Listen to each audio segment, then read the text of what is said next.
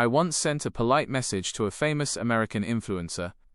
Just one line, correcting a minor fact. I didn't mock. I didn't insult. I just linked the correct source. Within 10 minutes, my inbox exploded. Arrogant. Jealous. Foreign. And all because I questioned one small detail. It made me realize something shocking.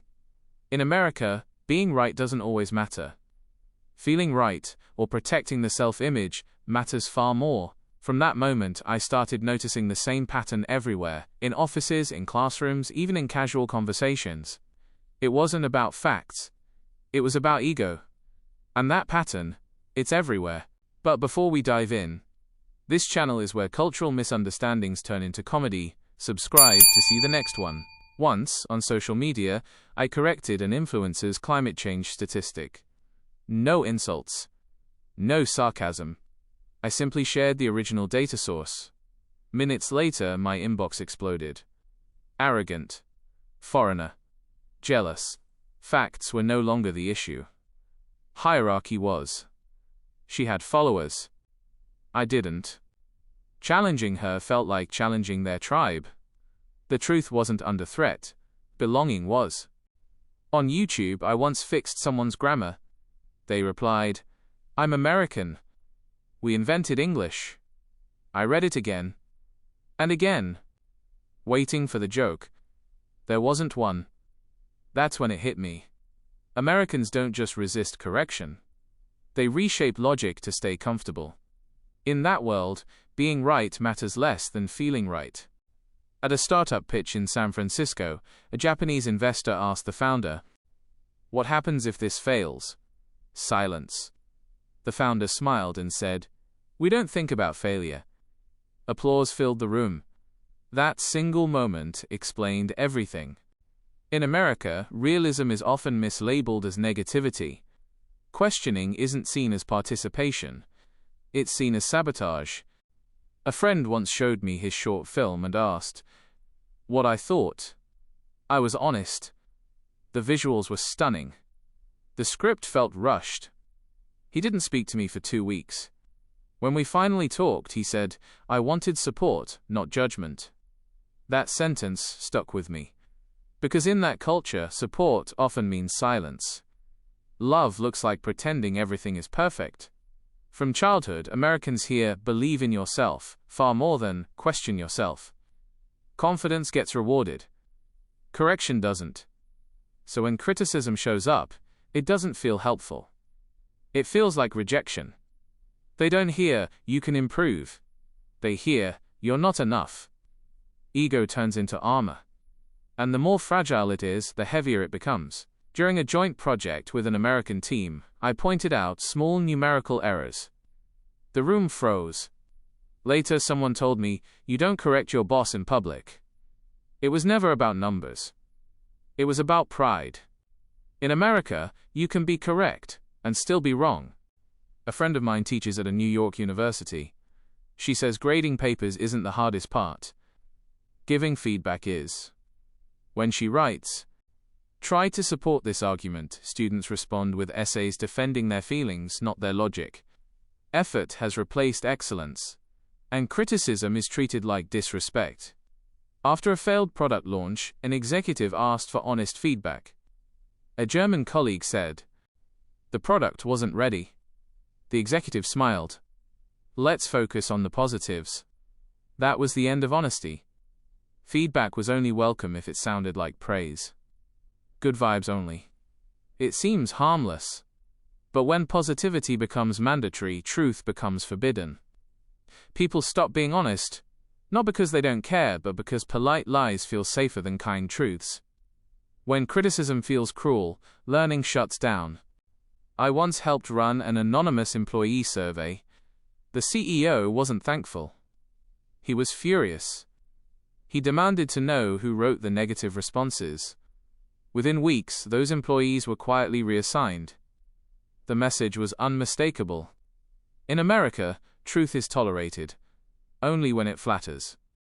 I once told an artist that 2 of his paintings didn't fit his own exhibition theme. He looked offended. You don't understand art, he said. I wasn't arguing. I was engaging. But to him, critique meant betrayal. He didn't want understanding. He wanted approval. In university debates, no one ever said, "You're wrong." They said, "That's an interesting point," and moved on. It looked polite. It wasn't learning. It was avoidance, dressed up as open-mindedness. To be corrected in America is to be seen without polish. And in a culture built on performance, visibility feels dangerous. When your worth depends on confidence, even gentle truth sounds like an attack. It isn't arrogance. It's fear. Fear that being wrong once means never being respected again. At Thanksgiving, I joked that the turkey was a little dry. The host's mother turned to me and said, "Then you can cook next year." Everyone laughed. But the room chilled.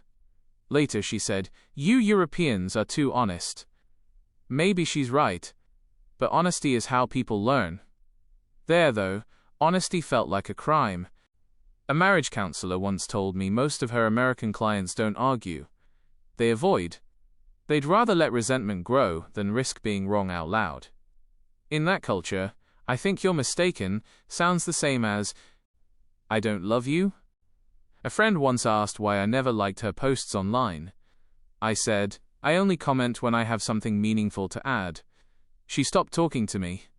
When approval becomes the language of affection, silence feels like betrayal. Confidence can build nations and blind them. It fuels ambition, but suffocates reflection.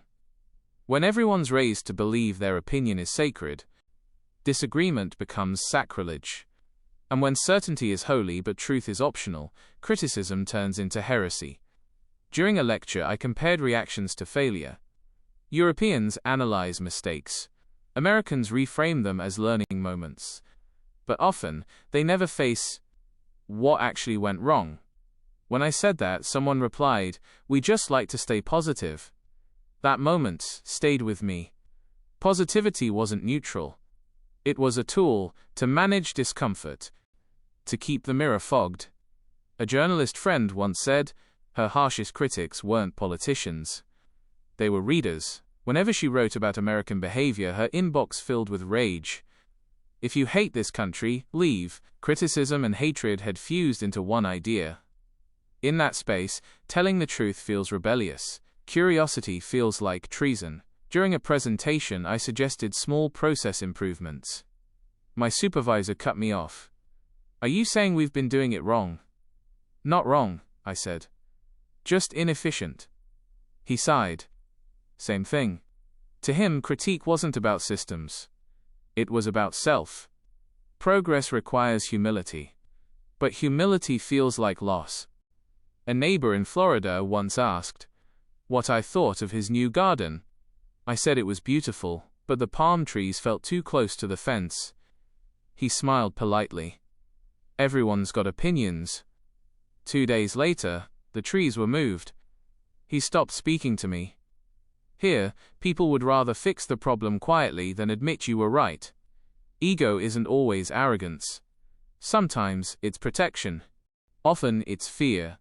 Fear that if one small detail cracks, the entire self-image falls apart. In America, success works like moral currency. Failure feels like a sin. So when someone points out a mistake, it doesn't sound like, "You can improve." It sounds like, "You don't belong." I once left a 3-star review at a small Midwest diner. I wrote, "Good food. Service could be faster. Maybe add more staff during rush hour."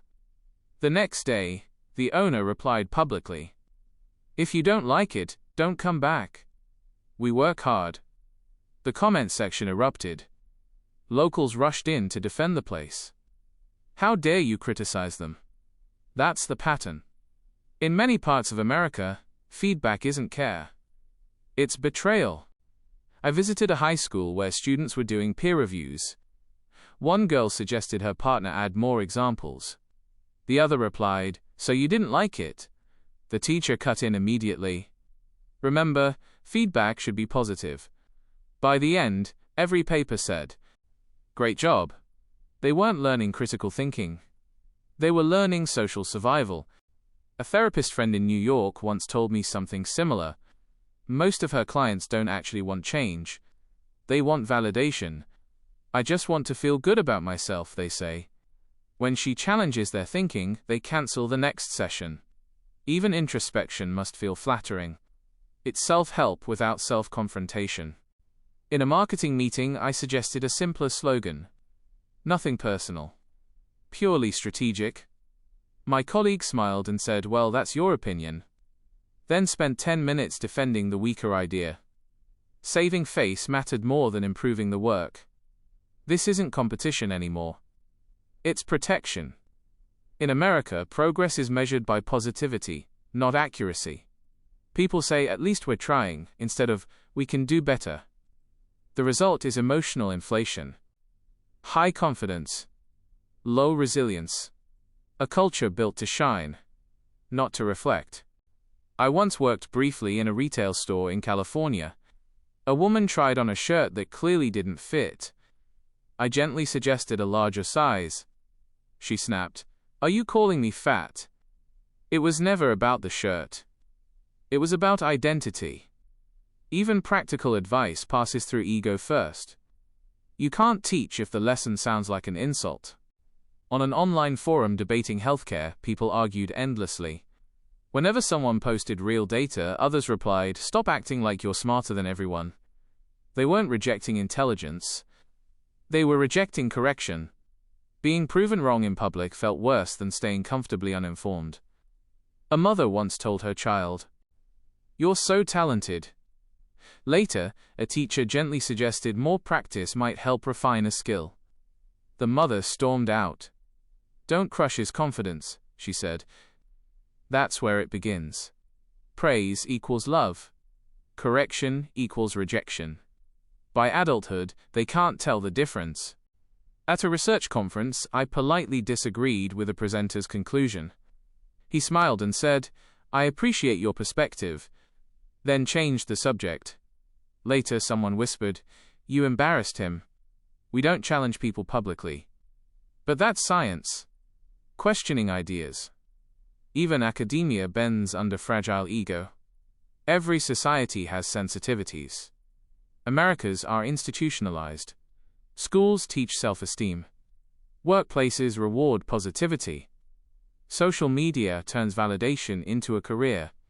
But no one teaches how to face truth without collapsing. So when feedback comes, it's treated like violence. At an airport in Dallas, a security officer yelled at a traveler for misplacing her passport. A colleague stepped in calmly. "You don't need to yell." The officer snapped. "Don't tell me how to do my job." Authority here often mistakes correction for disrespect.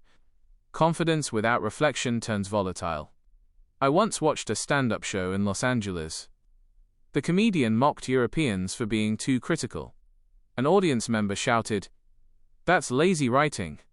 The crowd booed the audience member, not the comic. It wasn't about the joke. It was about comfort. Americans protect laughter more fiercely than truth. By now, I don't call it arrogance anymore. It's fear. Deep, cultural fear.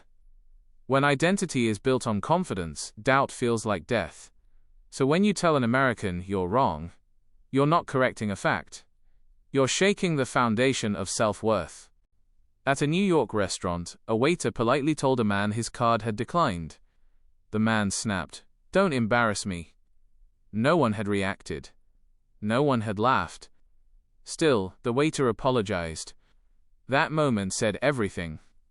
Image mattered more than reality.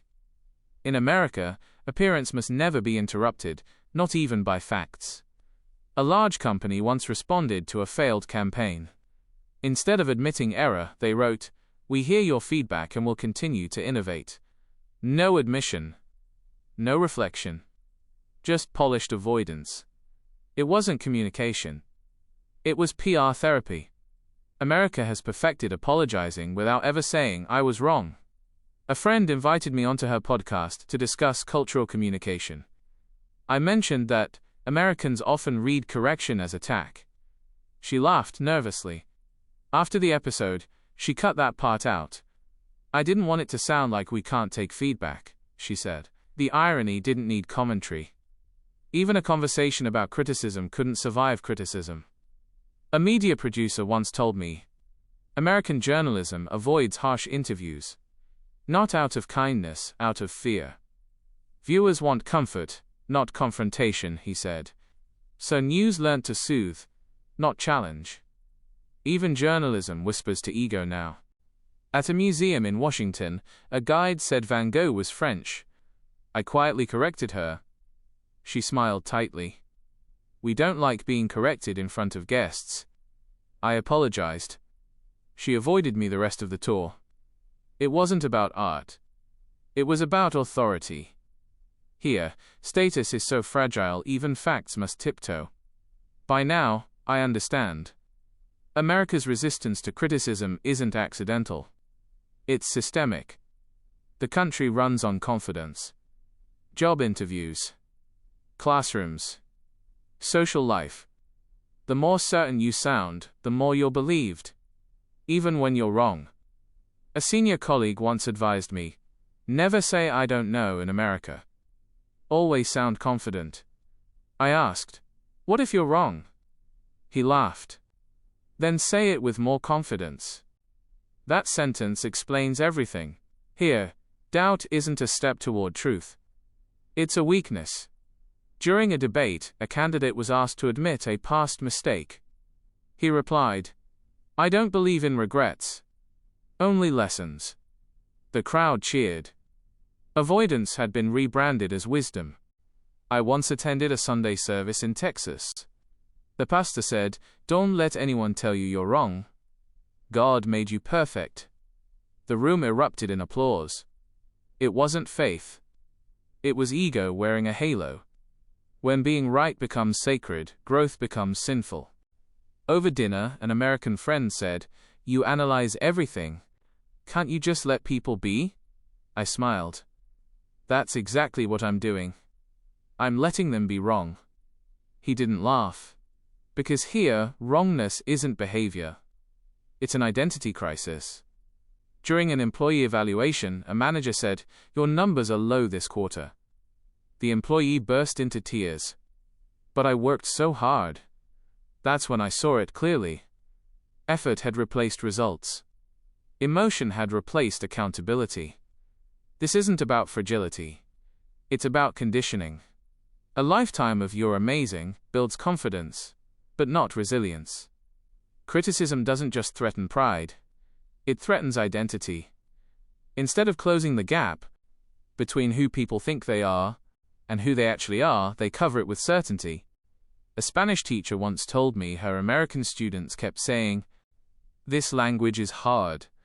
She replied, no, it's just new. They didn't hear reassurance. They heard failure. Some stopped coming to class. When learning feels like judgment, growth dies. I once posted a quote online, feedback is love in disguise. Someone replied, that's toxic. I don't need correction to feel loved. That's when I realized they truly can't imagine criticism as care, because their culture taught them love must always sound like praise. A few months ago, someone told me, you always sound like you're judging America. I said, I'm not judging. I'm describing. They smiled. Same thing. And that's when it clicked. In America, reflection and criticism are the same word, spoken in different tones. Criticism requires vulnerability. And vulnerability has no language here. Every apology sounds like defense. Every correction like attack. Every question like disloyalty. It's not that Americans hate being wrong. They've been taught that wrongness equals weakness. And weakness, in a culture built on victory, is unforgivable. In the end, the issue isn't pride. It's protection. A lifetime of performance turned feedback into threat. But real confidence isn't the absence of doubt. It's the strength to face it. Growth doesn't come from praise. It comes from friction. And when Americans finally learn that criticism isn't cruelty, but care, they'll discover something their culture has avoided for centuries. That being wrong isn't the opposite of being worthy. It's the first step toward wisdom. If conversations like this matter to you, if you believe criticism isn't cruelty but clarity, then this channel is for you. Because here, we don't avoid uncomfortable truths. We examine them. And sometimes, we laugh at them too.